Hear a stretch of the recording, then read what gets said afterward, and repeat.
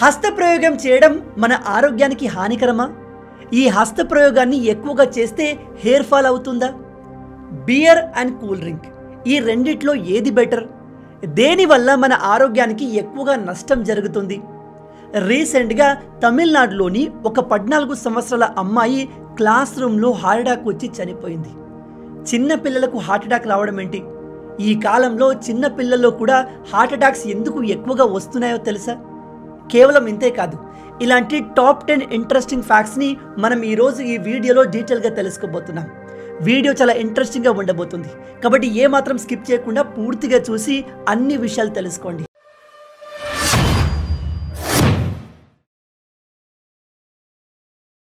ఒకసారి ఈ వీడియో చూడండి. ఒక స్కూల్లో 9వ తరగతి చదువుతున్న 14 ఏళ్ల అమ్మాయికి ఒక్కసారిగా హార్ట్ అటాక్ వచ్చి ప్రాణాలు కోల్పోయింది. ఈ కాలంలో హార్ట్ అటాక్లు వయసుతో సంబంధం లేకుండా వస్తున్నాయి. ముసలి వాళ్ళకి, బాగా ఊబకాయం ఉన్న వాళ్ళకి హార్ట్ అటాక్ వస్తే ఏదో హెల్త్ ఇష్యూ వల్ల వచ్చింది అనుకోవచ్చు. కానీ కేవలం 9 ఏళ్ల వయసులో హార్ట్ అటాక్ రావడం ఏంటి? దీనికి కారణం ఏంటో తెలుసా? మనం తినే ఫుడ్. ప్రజెంట్ మీరు బయట దొరికే ఏ ఫుడ్ని తీసుకున్నా అది మన ఆరోగ్యానికి మంచిది కాదు. ఉదాహరణకి కూల్ డ్రింక్స్, ఆ బాటిల్ నిండా షుగరే ఉంటుంది. బయట దొరికే fast food, burger, pizza, fry చేసిన KFC, బాగా నూనెలో వేయించిన మిర్చీలు, బజ్జీలు ఇవన్నీ కూడా మన ఆరోగ్యానికి హాని చేసేవి. మీకు తెలుసా? ఫ్రెష్ ఆయిల్లో మనం ఫుడ్ని 1 లేదా 2 సార్లు మాత్రమే ఫ్రై చేయాలి. ఆ తర్వాత ఆ ఆయిల్ పనికిరాదు. దాన్ని ఇంకా వేడి చేస్తే క్యాన్సర్ కారకాలైన కార్సినోజన్స్ అందులో ఉత్పత్తి అవుతాయి. మరి బయట పునుగులు, బజ్జీలు, బోండాలు వేసేవాళ్ళు సేమ్ ఆయిల్ని ఎన్ని రోజులు వాడతారో తెలుసా? అలాంటి ఆయిల్లో వేయించిన ఫుడ్ తింటే మనం ఎలా హెల్తీగా ఉంటాం? నేను ఇక్కడ మిమ్మల్ని బయట ఫుడ్ కంప్లీట్గా మానేయండి, తినకండి అని చెప్పట్లేదు. కానీ చిన్నపిల్లల్ని వాటికి దూరంగా ఉంచండి. వాళ్ళ సెన్సిటివ్ బాడీ ఇలాంటి జంక్ ఫుడ్ని ప్రాసెస్ చేయలేదు. ఈ విషయం ప్రతి పేరెంట్స్కి తెలిసేలా వీడియోని షేర్ చేయండి. రీసెంట్గా బెంగళూరులోని ఒక అమ్మాయి షాపింగ్ మాల్లో ఉన్న వాష్రూమ్కి వెళ్ళింది. అయితే సడన్గా అక్కడ పవర్ పోవడంతో తన దగ్గర ఉన్న ఫోన్ ఫ్లాష్ లైట్ ఆన్ చేసింది. కానీ అప్పుడే ఆమెకు ఆ బాత్రూంలో ఉండే హార్పిక్ బాటిల్ పైన ఒక చిన్న లైట్ కనిపించింది. ఆ బాటిల్ని దగ్గరికి వెళ్ళి క్లియర్గా గమనిస్తే అందులో ఒక స్పై కెమెరా ఉంది. మీ అందరికీ తెలుసు, ప్రతి వాష్రూమ్లో హార్పిక్ బాటిల్ ఖచ్చితంగా ఉంటుంది. అయితే ఇప్పుడు స్కామర్లు దాన్ని అదునుగా తీసుకొని అందులోనే స్పై కెమెరాలు పెడుతున్నారు. మీరు ఇక్కడ వీడియోలో చూడవచ్చు. ఏ మాత్రం అనుమానం రాకుండా హార్పిక్ బాటిల్లో కెమెరాను ఏ విధంగా ఫిట్ చేశారు. అందుకే అమ్మాయిలందరికీ చెప్పేది ఏమిటంటే, మీరు బయట ఎక్కడైనా వాష్రూమ్కి వెళ్ళినప్పుడు అందులోని లైట్ని ఆఫ్ చేసి మీ చుట్టూ ఏదైనా ఒక చిన్న లైట్ కనిపిస్తుందో చెక్ చేయండి. ఈ విషయం ప్రతి అమ్మాయికి చేరేలా ఈ వీడియోను షేర్ చేయండి. మీలో ఎంతమంది ప్రతిరోజు ఎర్లీ మార్నింగ్ లేచి జాగింగ్ వెళ్దాం అనుకుని వెళ్ళట్లేదు? మీలో ఎంతమంది రెగ్యులర్గా జిమ్కి వెళ్ళాలి అనుకుని వెళ్ళలేకపోతున్నారు? కొంతమంది అయితే జిమ్లో డబ్బులు కట్టి వెళ్ళకుండా ఉంటారు. అలాంటి వాళ్ళందరికీ చెప్తున్నాను, మీరు రెగ్యులర్గా ఎక్సర్సైజ్ చేయడము, బాగా వెయిట్ లిఫ్ట్ చేయడము, బాడీని ట్విస్ట్ అండ్ టర్న్ చేయడం వల్ల మాత్రమే హెల్తీగా ఉంటాం అనుకోకండి. మీరు ఇవన్నీ చేయాల్సిన అవసరం లేదు. కానీ తప్పకుండా చేయాల్సిన ఒక యాక్టివిటీ ఉంది, అదే వాకింగ్. రీసెంట్గా చేసిన ఒక రీసెర్చ్లో తెలిసింది ఏమిటంటే, మనం ప్రతిరోజు ఒక 40 నిమిషాల పాటు వాకింగ్ చేస్తే అది మన బ్రెయిన్ని యాక్టివ్ చేసి బ్రెయిన్ సెల్స్ డ్యామేజ్ కాకుండా కాపాడుతుంది. అలాగే మన మెమరీని కూడా బూస్ట్ చేస్తుంది. అంటే రెగ్యులర్గా ఒక 40 నిమిషాల వరకు వాకింగ్ చేస్తే అది మన బ్రెయిన్ సైజ్ని ఇంప్రూవ్ చేసి మెమరీ పవర్ని పెంచుతుంది. కాబట్టి మీరు రెగ్యులర్గా జిమ్కు వెళ్ళినా వెళ్ళకపోయినా, రెగ్యులర్గా హెవీ ఎక్సర్సైజ్ చేసినా చేయకపోయినా వాకింగ్ని మాత్రం తప్పకుండా చేయండి. ఈ విషయం చాలా ఇంపార్టెంట్. ఎందుకంటే మనలో చాలామంది రోజుకు 5 నిమిషాలు కూడా వాక్ చేయని వాళ్ళు ఉన్నారు. వాళ్ళందరికీ ఈ విషయం తెలిసేలాగా వీడియోను షేర్ చేయండి. ఒకవేళ మీ ఇంట్లో ఏజ్డ్ పేరెంట్స్ ఉంటే వాళ్ళను మాత్రం ఖచ్చితంగా ప్రతిరోజు ఒక 30 నిమిషాల పాటు వాకింగ్ చేసేలా మోటివేట్ చేయండి. ఎలాగైనా నచ్చజెప్పండి. అది వాళ్ళ హెల్త్ని చాలా ఇంప్రూవ్ చేస్తుంది. మీలో ఎంతమంది ఈ విషయాన్ని కొత్తగా తెలుసుకుంటున్నారు? ఒకసారి ఈ ఫోటోను చూడండి.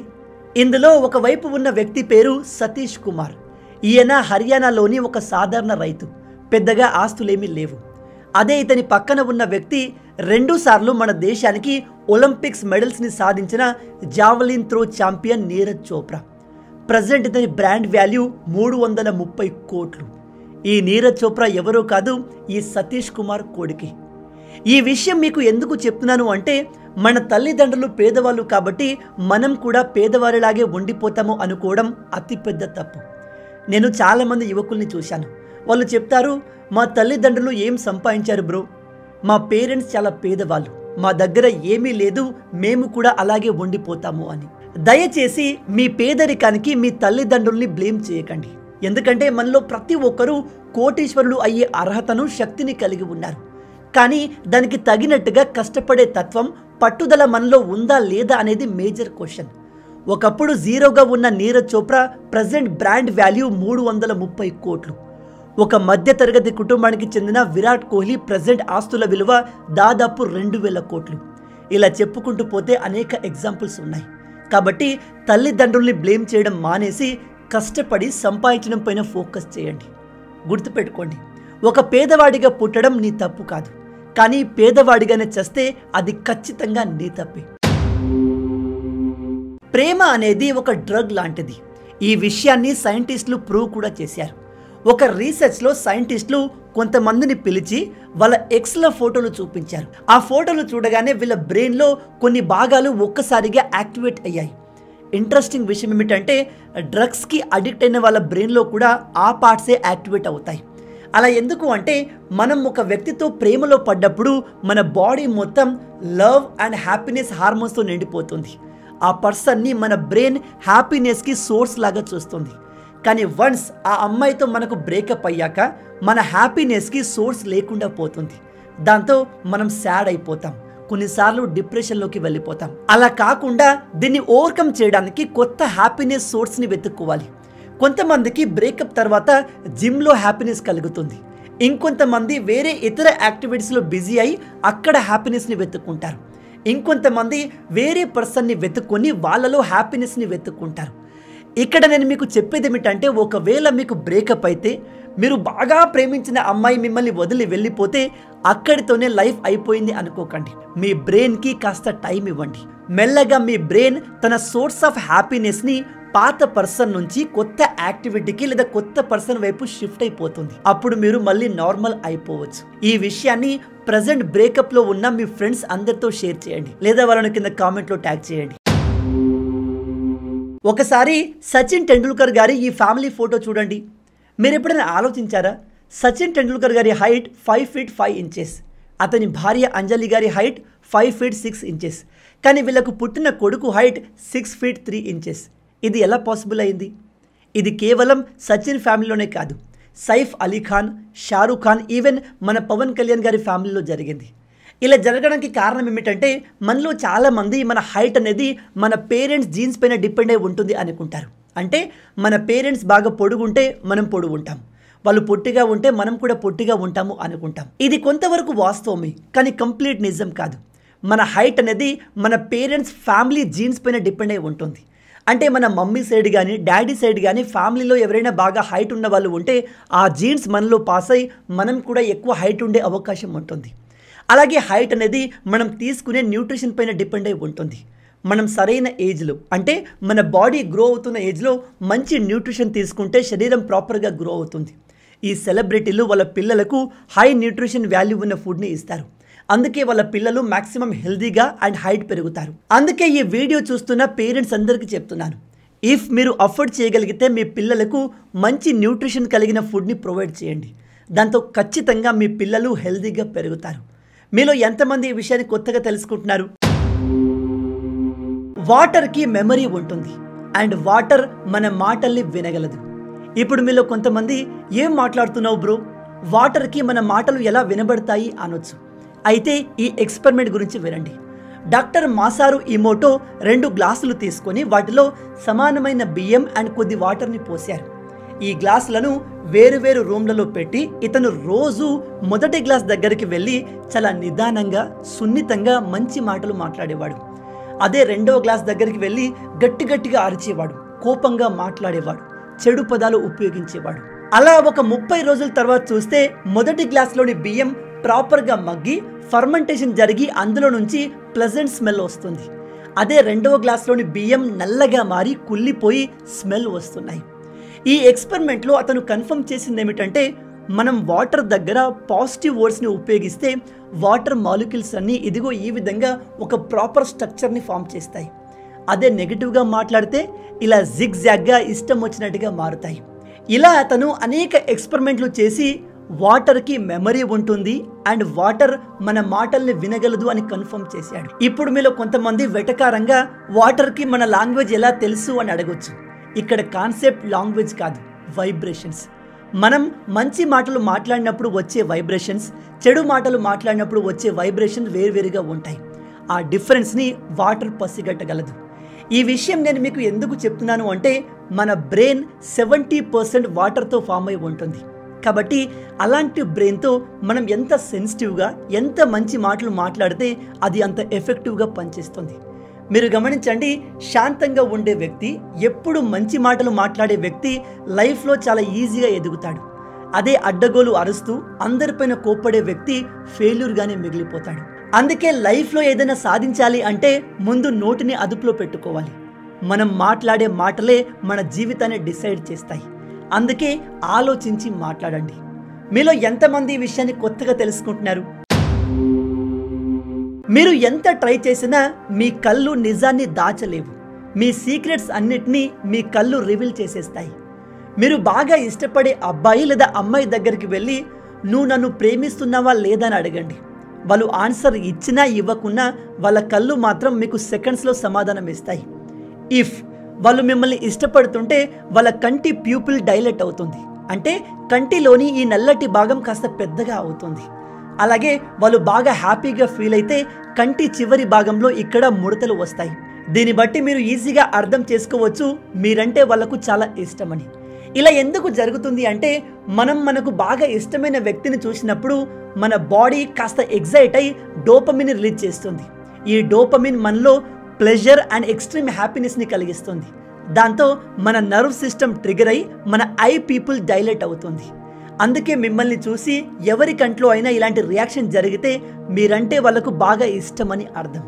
అందుకే అంటారు eyes are the window to the soul అని. ఈ ఫ్యాక్ట్ చాలా ఇంట్రెస్టింగ్గా ఉంటుంది, జాగ్రత్తగా వినండి. ప్రతి బ్యాచ్లో కూల్ డ్రింక్ తాగేవాడు ఒకడు ఖచ్చితంగా ఉంటాడు. అందరూ బియర్ తాగుతుంటే వీడు మాత్రం ఒక పెద్ద కూల్ డ్రింక్ బాటిల్ తీసుకువచ్చి దాన్ని తాగేసి నేను సేఫ్ అనుకుంటాడు. కానీ ఇక్కడ షాకింగ్ విషయం ఏమిటంటే బియర్ కంటే ఈ కూల్ డ్రింక్ బాటిల్ తాగినోడికే ఎక్కువ ప్రమాదం ఉంటుంది. ఉదాహరణకి ఒక గ్లాస్ బియర్ అండ్ ఒక గ్లాస్ కూల్ డ్రింక్, ఈ రెండిట్లో ఏది బెటర్ అంటే మీరేమని చెప్తారు? మీలో చాలామంది కూల్ డ్రింక్ అంటారు, కానీ కాదు. నిజానికి ఈ రెండు మంచివి కాదు. కానీ ఈ రెండిట్లో ఏది బెటర్ అని అడిగితే దాని ఆన్సర్ బియర్. ఎందుకంటే కూల్ డ్రింక్లో ఉండే హై షుగర్ మన బాడీకి చేసే డ్యామేజ్ బియర్లో ఉండే 4 to 5% ఆల్కహాల్ కంటే కూడా ఎక్కువ. అందుకే ఈ రెండిట్లో బియర్ బెటర్. అలా అని నేను మిమ్మల్ని రోజు బియర్ తాగమని ఎంకరేజ్ చేయట్లేదు. జస్ట్ ఈ రెండిట్లో ఏది బెటరో చెప్తున్నాను.